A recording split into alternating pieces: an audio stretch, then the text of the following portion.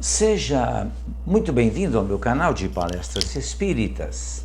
Agradeço a Deus pela oportunidade da realização desse pequeno trabalho de divulgação das coisas boas que acontecem todos os dias em nossa vida. E agradeço a todos vocês que têm se inscrito em meu canal, têm feito comentários, já estamos chegando em quase 3.000 inscritos. Peço a sua ajuda para que eu consiga chegar nos 3.000 inscritos e quase 1.000 vídeos postados. O título desse vídeo é Morreu. Agora vai descansar? Será que isso acontece mesmo? Esse é um assunto bem interessante. É um assunto que tem uma tradição, porque todos aqueles que morrem, geralmente nós ouvimos as pessoas comentarem exatamente isso. Morreu, agora vai descansar. E é sobre isso justamente que eu pretendo discorrer nesse pequeno vídeo, para que a gente reflita sobre isso. Estudando os livros de Allan Kardec, em especial o Livro dos Espíritos, aprende-se que existem diversas leis, dentre as quais a lei de progresso, a lei de trabalho. Diferente de outras religiões cristãs, o Espiritismo ensina que o espírito não fica a esperar o chamado juízo final, mas que trabalha e estuda conforme sua condição espiritual. Aliás, o termo juízo final seria o final dos tempos. E aprendemos também com a doutrina espírita que o final dos tempos tem uma outra explicação, muito mais de acordo com a bondade de Deus, que é final dos tempos que estamos vivendo presentemente, para entrarmos num outro tempo. Vivemos tempos difíceis, esses tempos difíceis irão acabar com a nossa mudança, com a nossa transformação. Então esse juízo final tem também uma outra conotação, de acordo com aquilo que aprendemos com o Espiritismo. Não é acabar o mundo, não é acabar todas as coisas, porque isso não vai acontecer. Nós somos espíritos imortais, nós viveremos para sempre, mas o corpo não. E o tempo que a gente vive, esse tempo de turbulência pelo qual nós passamos atualmente, esse também terminará um dia, vai acabar, porque fazemos parte da lei de progresso. Os espíritos são os executores das leis de Deus, e com isso tornam-se úteis e colaboram com a própria evolução e com a evolução de outros espíritos, que é o caso de todos nós. Nós somos os executores da lei de Deus. Por isso que quando a gente ouve dizer também, em uma outra frase muito comum, muito vista em todos os lugares, eu entrego tudo nas mãos de Deus, também precisamos analisar bem o que significa isso. Entregar tudo nas mãos de Deus é deixar Deus fazer tudo por mim? Isso também não acontece. Deus me criou, como criou a todos nós, nos deu a vida. Mas a qualidade da vida, o desenvolvimento da vida, é um trabalho que depende de nós. Nós somos os executores desse trabalho.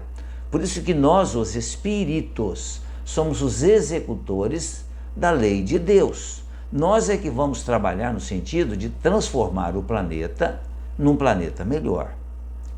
O trabalho, ele é colocado como uma fonte de bênçãos, uma oportunidade sagrada de refazimento espiritual.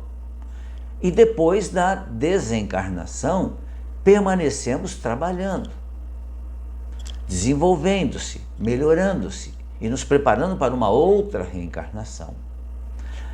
É uma terapia o trabalho para doenças do espírito, pois ajuda na renovação de pensamentos, no desfocar dos problemas e no crescimento espiritual. O trabalho voluntário, por exemplo, possibilita o exercício da doação, do despreendimento, da anulação e o combate ao egoísmo. O trabalho, lamentavelmente, foi colocado ao longo do tempo como algo desagradável, como fonte de sofrimento e até mesmo como um castigo, quando, segundo a história de Adão e Eva, contida na Bíblia, no Velho Testamento ou Antigo Testamento. Depois de pecar, Adão foi obrigado por Deus a obter seu sustento através do trabalho. Essa é uma outra situação que precisa ser bem analisada, porque dessa forma Adão ficaria eternamente sem trabalhar, sem executar, sem desenvolver-se.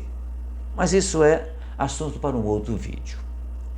Hoje em dia, a segunda-feira para muitas pessoas tem o peso de ir para o matadouro. Há uma reclamação, um sofrimento muito grande. Meu Deus, é segunda-feira, tenho que trabalhar. E dessa forma, depois de passarem anos de sofrimento obrigatório, as pessoas esperam o chamado descanso eterno após a morte do corpo físico.